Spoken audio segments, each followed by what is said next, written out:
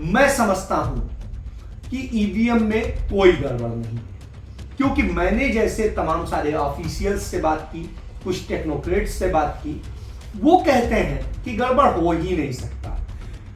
वजह ये है कि वो किसी ना तो ब्लूटूथ से ना किसी और दूसरी कनेक्टिविटी से वो कनेक्टेड है। जब कनेक्टेड नहीं है तो वो हैक कैसे होगी, कैसे गड़बड़ होगी? इलेक्ट्रॉनिक्स के जरिए बेईमानी करनी बड़ी आसान होती है।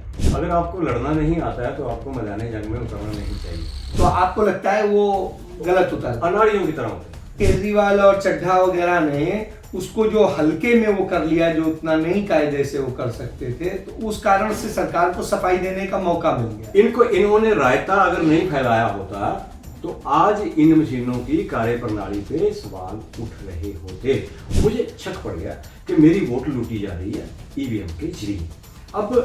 अब मुझे दूसरों से कोई मतलब नहीं, मैं क्यों ईवीएम पे वोट डालूं? इलेक्शन कमीशन को अगर ईवीएम पे वोट डलवानी है तो मेरे लिए बंदोबस्त करे सेपरेट। ईवीएम में क्या गड़बड़ हो सकती है, क्या गड़बड़ है या नहीं है, इसी विषय पर तमाम सारे हमारे दर्शक सदैव सवाल करते हैं। जब सवाल करते हैं तो हमें लगा कि आपको जवाब भी दें और किसी बड़े विशेषज्ञ से दिलाएं।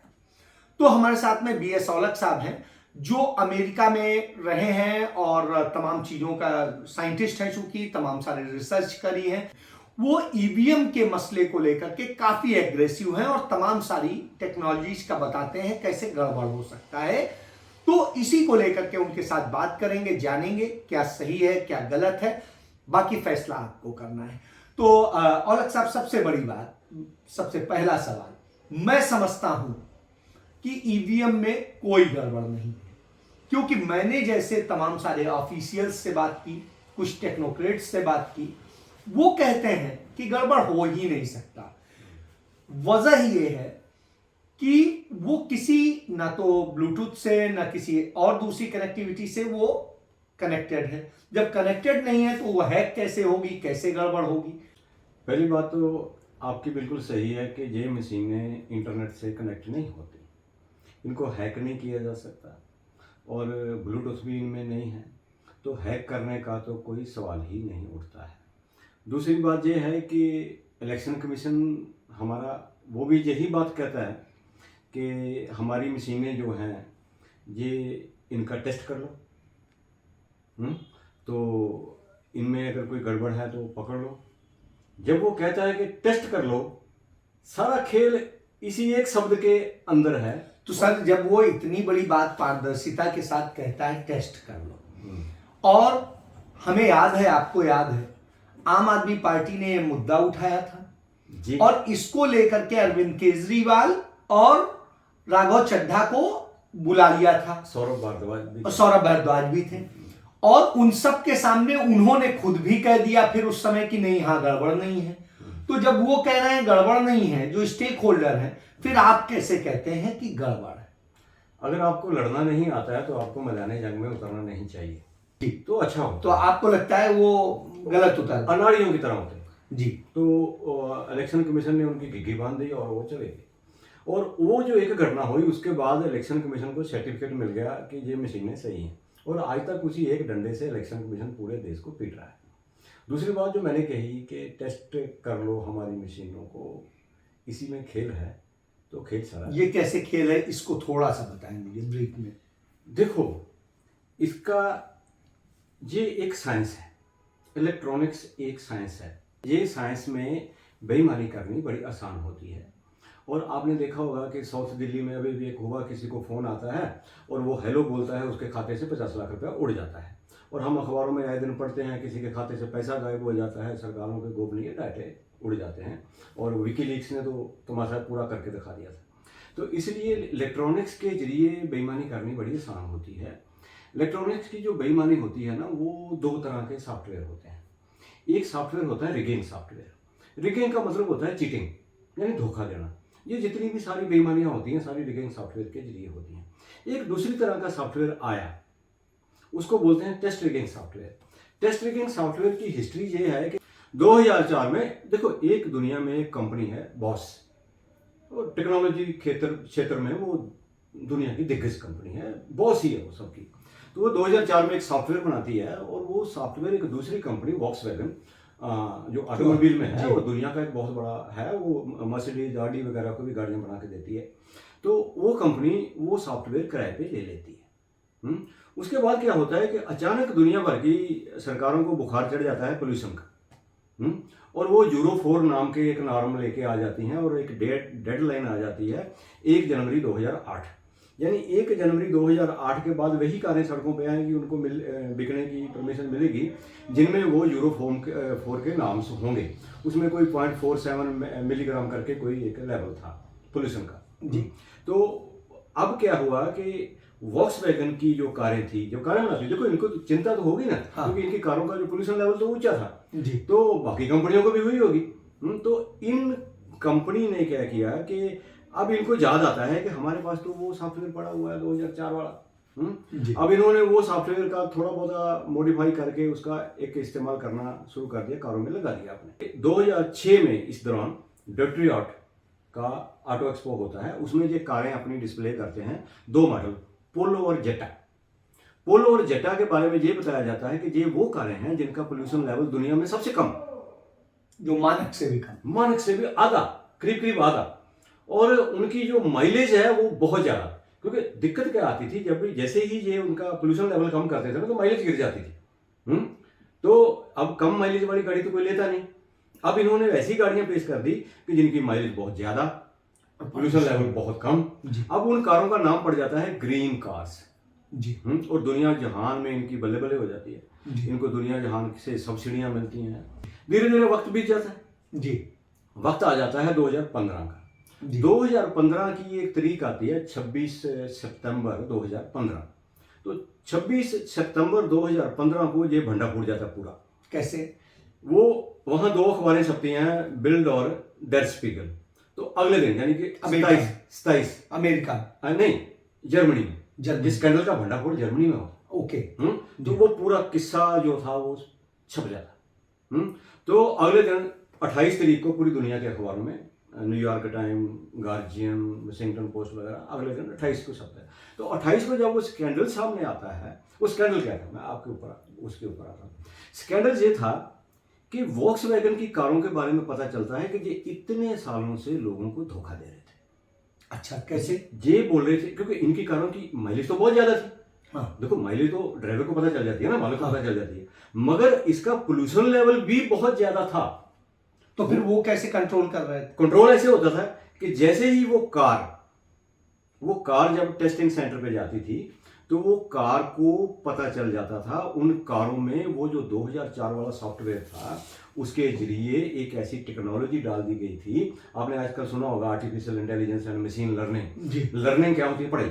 हाँ। पढ़ाई किसकी होती है? जिसके पास दिमाग। उन कारों में दिमाग डाल दिए गए थे जी, दिमाग इस तरह डाल दिए गए थे कि वो उस सॉफ्टवेयर के जरिए, उस सॉफ्टवेयर 2004 वाले सॉफ्टवेयर के जरिए जी, कि कारें, उस सॉफ्टवेयर को कहते क्या है? Test rigging software. Test rigging. उस समय तो उसका नाम कुछ और था, मैं बताऊंगा, आप हंसोगे जी। तो वो क्या हुआ कि वो टेस्ट रिगिंग सॉफ्टवेयर, ये वाशिंगटन पोस्ट अगर आप पढ़ेंगे या न्यूयॉर्क टाइम, तो उन लोगों ने ये नाम उन लोगों ने रखा। अच्छा, उन्होंने रखा, टेस्ट रिगिंग अखबार वालों ने, जैसे निर्भया रखा, निर्भया रखा।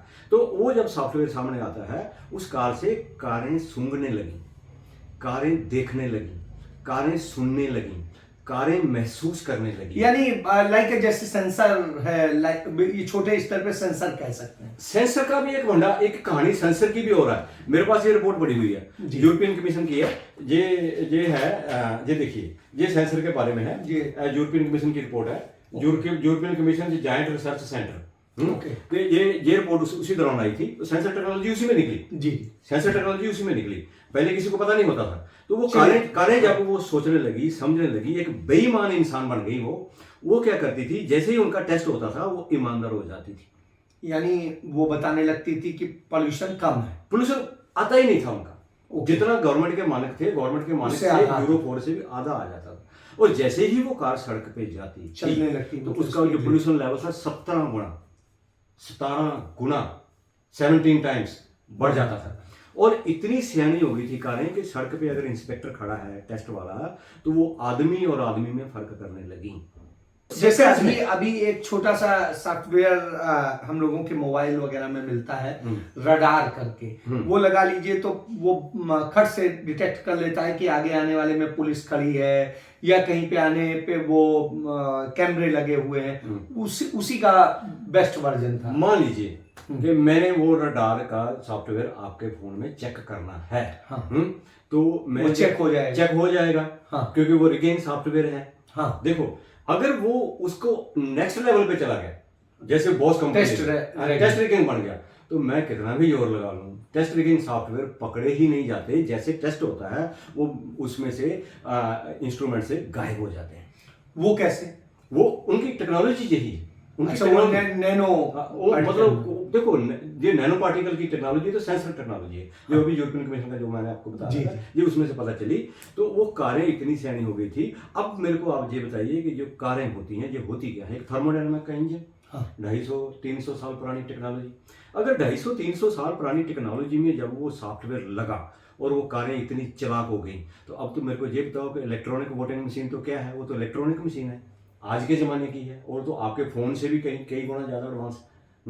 उसमें अगर वो सॉफ्टवेयर आ जाएगा, तो वो जितनी बेईमानी करेगी।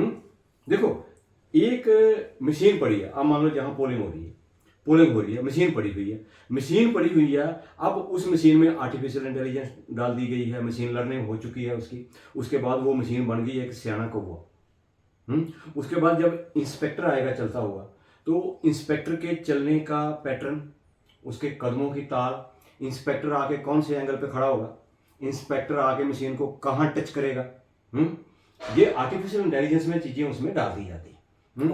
वो कितनी देर रुकेगा, और यानी जो आर्टिफिशियल इंटेलिजेंस आया है वो वहां पहले ही आ गया था उसको सेट करने। अगर 2004 का सॉफ्टवेयर नहीं आता बॉस का, तो ये चीजें नहीं होती। और दूसरा, इनके जो आज की स्पीड है, इनकी कैलकुलेट करने की स्पीड है हमारे दिमाग से 20 लाख गुना ज्यादा है। वो मशीन हमारे सोचने से 20 लाख गुना ज्यादा तेज सोचती है और फैसले लेती है। फैसले लेती है। और ऐसे अब देखो, तो आप उसको ये कैसे जस्टिफाई कर रहे हैं कि वो ईवीएम मशीन में भी हो सकता है? वो इस तरह हम देखो, होता है कि पहले एक चीज का केस आता है, देखने में लग सकता है कि मशीनों में कोई गड़बड़ नहीं है, मगर जैसे ही वो चीजें सामने आएगी, इन्वेस्टिगेट होगी। क्योंकि वहां क्या हुआ था, अमेरिका में क्या हुआ तो था, इसका मतलब यदि केजरीवाल और चड्ढा वगैरह ने उसको जो हल्के में वो कर लिया, जो उतना नहीं कायदे से वो कर सकते थे, तो उस कारण से सरकार को सफाई देने का मौका मिल गया। इन्होंने रायता अगर नहीं फैलाया होता, तो आज इन मशीनों की कार्यप्रणाली पे सवाल उठ रहे होते। और दूसरा, तो अब फिर वहां पे पकड़ा कैसे गया? पकड़ा कैसे गया, मैं ये बताता हूं। होता क्या है कि मान लीजिए कोई बहुत बड़ा क्राइम हो जाता है, आपको पता है कि इस बंदे ने क्राइम किया है, आप उसे साबित तो नहीं कर सकते जी। दूसरी जगह वैसा ही क्राइम कहीं हुआ होता है जी, जिसमें उस बंदे को सजा मिली होती है, तो आप क्या कहते हो कि वो एसआईटी लगाओ जिसने वो पकड़ा था। जी बिल्कुल। उसी अफसर को लाओ जहां, जो वो जे स्कैंडल भी पकड़ेगा। अब जबकि वो स्कैंडल अमेरिका में पकड़ा गया, किसने पकड़ा? University of West Virginia, university of California, एक जापान की है हिरुबा कॉर्पोरेशन, एक है कैफी नाम की संस्था है, centre for automobile fuel engine and efficiency, एक संस्था है कार्ब करके, centre for automobile research centre, एक है यूएसपीए, यूनाइटेड स्टेट्स पोल्यूशन एजेंसी, एक है क्या बोलते हैं ईपीए, यूरोपियन पोल्यूशन एजेंसी, एक और संस्था है ICCT, international cooperation for clean transport and traffic. इन सारी संस्थाओं ने मिलकर उस चीज को पकड़ा। अगर हम ये सॉफ्टवेयर जहां पकड़ना चाहते हैं इन ईवीएम मशीनों में, तो हमको वैसी ही ऑर्गेनाइजेशन को इन्वॉल्व करना पड़ेगा। और उसके अलावा कुछ और ऑर्गेनाइजेशन जो आज उस लेवल पे हैं, और हमारे देश में भी बड़े बड़े एक्सपर्ट होंगे, हम सबको मिलके, देखो ये सीधी बात नहीं है। इस देश में कितनी इस जो अभी इलेक्शन लोकतंत्र है, लोकतंत्र में ये अधिकार है उसका कि हम वोट किसको दे रहे हैं, क्या है, हमारे सामने उसकी ट्रांसपेरेंसी होनी चाहिए। देखिए, मेरा अधिकार है, मेरे को बाबा साहब अम्बेडकर जी ने दिया, संविधान के जरिए दिया। मुझे शक पड़ गया कि मेरी वोट लूटी जा रही है ईवीएम के जरिए। अब मुझे दूसरों से कोई मतलब नहीं, मैं क्यों ईवीएम पे वोट डालूं? इलेक्शन कमीशन को अगर ईवीएम पे वोट डलवानी हो तो मेरे लिए बंदोबस्त करे सेपरेट। दूसरी बात, जर्मनी की सुप्रीम कोर्ट का कॉन्स्टिट्यूशनल बेंच ने 3 मार्च 2009 को एक फैसला किया और चीफ जस्टिस साहब ने ये बोला, यही सेम शब्द, उन्हें बोला कि मैं एक लेमैन हूँ, मुझे टेक्नोलॉजी के बारे में पता नहीं है, मशीन के अंदर क्या है मुझे नहीं पता, दूसरों की बात मैं नहीं कर रहा हूँ, मैं क्यों वोट डालने बिल्कुल, जाऊं जब इस जब मशीन के मुझे ऊपर? इस पर शक एक बार आ गया तो मैं क्यों डालूं? हाँ, स्वाभाविक से। अब देखिए, मैंने आपको बोला कि अजय जी आप वहां जाइए, मेरे नाम पे कांग्रेस को वोट डालाइए। जी वोट तो मैंने आपको दी ना, जी। आपने कांग्रेस को डाली जाए, अकालियों को डाली जाए, किसी बीजेपी को डाली जाए, किसको, वो तो आपके ऊपर है ना, मोहर आपने आपको दे दी मैंने, है, मैं आप पे भरोसा क्यों करूं? मैं ईवीएम मशीन पे भरोसा क्यों करूं? मैंने वोट किसको दी? ईवीएम मशीन को। ईवीएम मशीन ने किसको दी? मेरे को तो पता ही नहीं है। देखो, हाँ, ये गड़बड़ी मुरैना में पकड़ी भी गई थी। हाँ। कि वोट डाल रहे थे और उस वोट डालने के दौरान वो पढ़ कहीं और रहा था। चीफ इलेक्टोरल ऑफिसर थी। हाँ। और इत्तेफाक से वो लुधियाना की ही रहने वाली थी। अच्छा। तो सिख वुमेन थी। हाँ, ठीक। तो उन्होंने उनके सामने ही डाला गया और वीवीपैट पे जब चेक किया गया तो वो वोट बीजेपी को निकला था। भाई मेरी वोट 2017 के आसपास की ही बात है। मेरी वोट, मेरा लोकतंत्र, मेरा संविधान, मेरा हक, मैं बीच में बिचौलिए पे भरोसा क्यों करूं? मैं ईवीएम पे भरोसा क्यों करूं? मैं जाऊंगा, मोहर लगाऊंगा जहां मेरा दिल करेगा। मेरी मोहर तो नहीं उड़ा पाओगे ना आप, ईवीएम पे मुझे भरोसा नहीं है। तो दूसरी बात ये होती है कि देखो, नहीं, लेकिन देखिए वो बड़ा खर्चीला था और हिंदुस्तान में जो चीजें देखी जा रही हैं उस हिसाब से लगता है कि टेक्नोलॉजी अपना करके हम खर्चीला भी कम हो और कम उस पे हो जाए, कम वक्त में हो जाए। तो इन सब चीजों को लेके तो क्यों नहीं हम यूज करें? दो मुद्दे उठा दिया आपने। जी। पहली बात तो ये कि टेक्नोलॉजी में आगे बढ़ गए, हम आगे बढ़ गए। आगे किस तरफ बढ़ गए? आपके घर में छोटे छोटे बच्चे होंगे, बच्चों की एक आदत होती है कि पलक में उंगली डाल देते हैं। आप उंगली डालने दोगे, उनकी तो उंगलियां में बड़ी ब्रीक होती है, पलक में बड़ी फिट हो जाती है, एक झटका लगा वो गया। जी, जो जिस तरफ हम बढ़े किस तरफ? हम लोकतंत्र की हत्या की तरफ बढ़े। इसे विकास नहीं कहेंगे हम। नंबर 1। नंबर दूसरा, आपने बोला खर्चीला। आपको पता होगा कि जो सर्वे ये बताता है कि जो बैलेट पेपर है ईवीएम मशीन से सस्ता पड़ता है। तीसरा एक मुद्दा मैं और आपको दे देता हूँ, वो कहते हैं कि जो बैलेट पेपर था वो पर्यावरण हितैषी नहीं था। पेड़ कटते थे, कागज बनता है, इसलिए हम मशीनों पे आ गए। आपको पता है ये जो टेक्नोलॉजी है ये कितनी एनर्जी इंटेंसिव है? जितने पेड़ वहां कटते थे उससे 10 गुना पेड़ ज्यादा काट के भी ये मशीनें ऑपरेट नहीं हो पाती। ये पर्यावरण के मुद्दे पे फेल है। ये लोकतंत्र की हत्या का जो मैंने आपको बताया उसके ऊपर फेल है। और ये जो आपने बोला सस्ता सौदा भी नहीं है, बहुत महंगा सौदा है। एक बहुत बड़ा एक्सपर्ट है ईवीएम का, जर्मनी में रहता है। वो जो ईवीएम को बनाती हैं जो कंपनियां गुजरात की और दूसरी जगह की, तो वो लोग तो कहती हैं कि सस्ता नहीं, उनके देखो ये एक आंकड़ा भी आया था। आंकड़े में जो बैलेट है वो सस्ता पड़ रहा था, वो काफी 400-500 करोड़ का, वो 4000 कुछ का था, उसमें कुछ ऐसा था। तो दूसरी बात यह है कि ब्रूस स्नायर बहुत बड़ा एक्सपर्ट है, वो बोलता है कि ईवीएम मशीनों के पीछे एक कारपोरेटर खड़ा है। एक मतलब कारपोरेट को बेसिकली बेनिफिट ज्यादा है उससे, इसलिए उसको, क्योंकि उसकी मेंटेनेंस, उसकी वो सब तो कारपोरेट ही करता है ना। जे एंगल भी लोगों को देखना चाहिए, सरकारों को देखना चाहिए। तो कहने का मतलब है कि इसमें इतने एंगल हैं। एक एंगल मैं आपको बताता हूँ, देखिए कि सॉफ्टवेयर का जो रिगिंग होती है, रिगिंग सॉफ्टवेयर से, टेस्ट रिगिंग सॉफ्टवेयर से, आपने एक केस पढ़ा होगा कि एक स्कैम हुआ था हमारे देश में, 2G स्कैम करके, और उसकी रिपोर्ट दी थी सीएजी ने। सीएजी उस समय थे विनोद राय ने रिपोर्ट दी, 1,76,000 करोड़ का स्कैम हो गया 2G, और एक और थी 1,86,000 करोड़ का कोलगेट स्कैम हुआ। और बाद में कोर्ट ने माना कि ऐसा कोई स्कैंडल हुआ नहीं था, वो तो सिर्फ असेसमेंट थी, तो वो स्कैंडल कोई हुआ नहीं था। अब एक झूठी रिपोर्ट आती है, एक गुमराहकुन रिपोर्ट आती है, एक सरकार चली जाती है। मतलब कौन देता है? एक आदमी जिसका नाम है विनोद राय। एक बंदा अगर गलत रिपोर्ट दे तो सरकार बदल जाती है। एक बंदा सरकार बदल सकता है। तो इलेक्शन कमीशन में कितने लोग हैं? 3। अगर एक बंदा सरकार बदल सकता है तो 3 बंदे भी तो बदल सकते हैं। एक बंदे को अगर खरीदा जा सकता है, डराया जा सकता है, धमकाया जा सकता है, तो 3 बंदों को भी डराया जा सकता है। दुनिया में एजेंसियां हैं, पेगासस और जैसी तमाम सारी चीजें बहुत हो सी चुकी चीजें हैं। हो चुकी अभी हैं। अभी वो एप्पल फोन पे अटैक वाला आया ही कि हाँ, स्टेट हाँ, स्पॉन्सर्ड, हाँ। तो निश्चित रूप से इसका मतलब है हाँ। खतरा तो है ये लोग एक दूसरा एंगल हमारी सरकार ने छेड़ रखा है। इसलिए ये हमारी राष्ट्र की सुरक्षा के लिए बड़ी महंगी आजादी ली है। सीधे आजम भगत सिंह, चंद्रशेखर आजाद, सुभाष चंद्र बोस, जलियांवाला बाग, इतनी कुर्बानियां देकर आजादी ली है। भाई हमारी राष्ट्रीय सुरक्षा को खतरे में ना डालो। आपकी संस्था है, ऐसी संस्थाएं हैं जिनके नाम में राष्ट्रीय होता है, जी। जैसे आरएसएस है, जैसे हमारे एक पार्टी है बीजेपी करके, उस और आरएसएस का जो अमेरिका वाला संगठन है वो कहीं ना कहीं ईवीएम वाले लोगों से भी काफी कुछ उनका कनेक्शन है। वो कहने का मतलब है नाम में तो राष्ट्रीय है ना, तो जहां खतरा किसको है, राष्ट्रीय सुरक्षा को, उनको तो पहले विरोध करना चाहिए, सबसे पहले तो उन्हीं को विरोध करना चाहिए ना। तो इसलिए ये बहुत बड़ा मुद्दा है, हमारे देश का फ्यूचर का मुद्दा है। हमको इनका विरोध करना चाहिए, सबको मिलके। हमारे मुल्क में ये नहीं रहना चाहिए। चलिए, तो सबसे बड़ी चीज है कि अभी तक जो टेस्ट रैगिंग सॉफ्टवेयर की बात है वो सामने नहीं आई, इस कारण से, और उसको टेस्ट किया ही नहीं गया।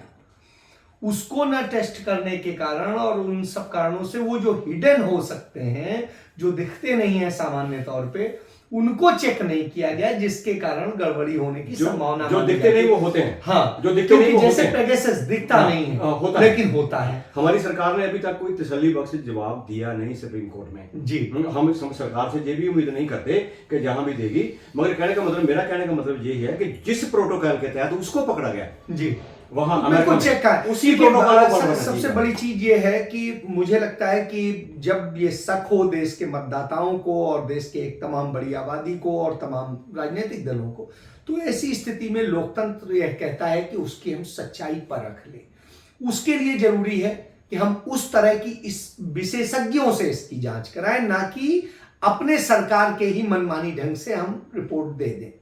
तो निश्चित रूप से जो शंकाएं हैं आपकी एज ए साइंटिस्ट, वो शंकाएं बिल्कुल पुख्ता है और वो होनी भी चाहिए, क्योंकि जो भी लोकतंत्र को प्यार करता है वो चाहता है कि एक फेयर इलेक्शन हो।